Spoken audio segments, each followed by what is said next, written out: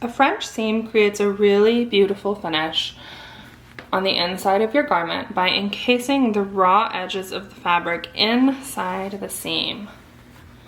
Here is what a finished French hem looks like. And from the front, it just looks like a normal seam. So, to work a French seam, you need to know which is the right side and the wrong side of your fabric. For this tutorial, I'm using this lightweight denim that has a distinct right side and wrong side. These are the back pieces. That was the front that I just showed you that was already finished. I'm using fabric that has a distinct right side and wrong side, so it's easier for you to follow along. If you can't tell the difference, if there isn't a difference between the right and wrong side of your fabric, I recommend marking the wrong side so that you are clear as you're sewing which side is which when you're putting together your French seams. So, in this tutorial, the stripes are the right side of the fabric and the plain denim is the wrong side. So the first step for a French seam is to put wrong sides together, which is the opposite of how you would sew a standard seam. I'm going to sew the seam down the back at 1/4 inch seam allowance.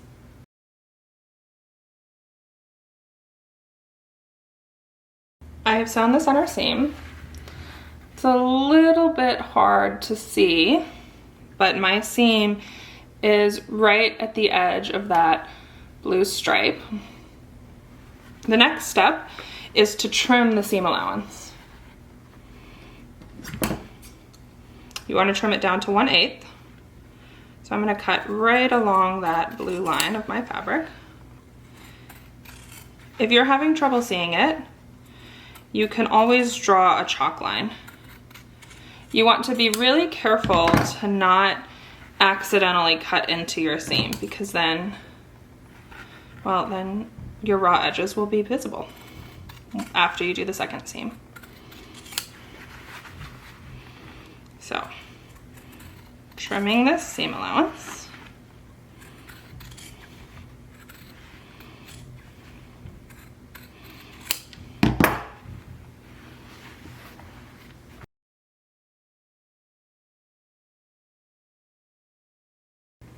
After you have trimmed your seam allowance, the next step is to iron it to one side.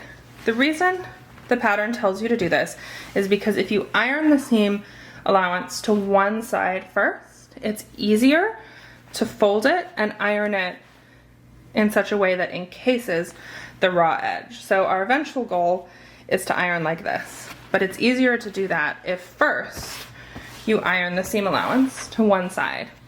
I recommend using your hands as you iron to pull the fabric apart at the seam to really make sure that you're getting the seam right at the point where it was sewn.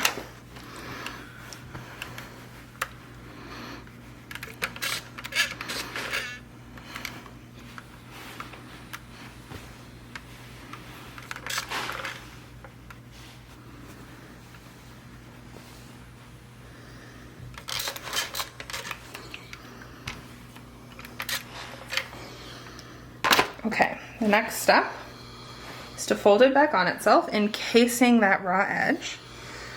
See how easily it folds now? You can do a little bit of a finger press first, just to make sure that it's in place. And then iron that fold that is encasing the raw edge.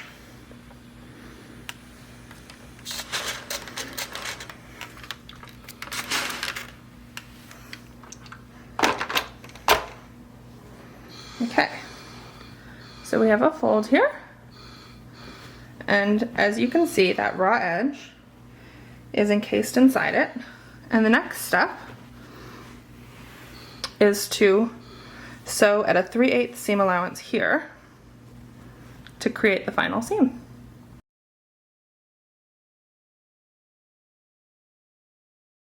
I have sewn the final seam. The raw edge is completely encased. If you don't trim your seam allowance enough in the first step, you might have some little threads that are popping through here. Little threads like this that are just like we're unraveling from the edge, that's fine, you can pull them out. But if you have a bunch of little threads, it means that you either didn't trim your seam allowance enough in the first step, or you sewed with too small a seam allowance in the second step. So, I'm going to iron this seam to one side.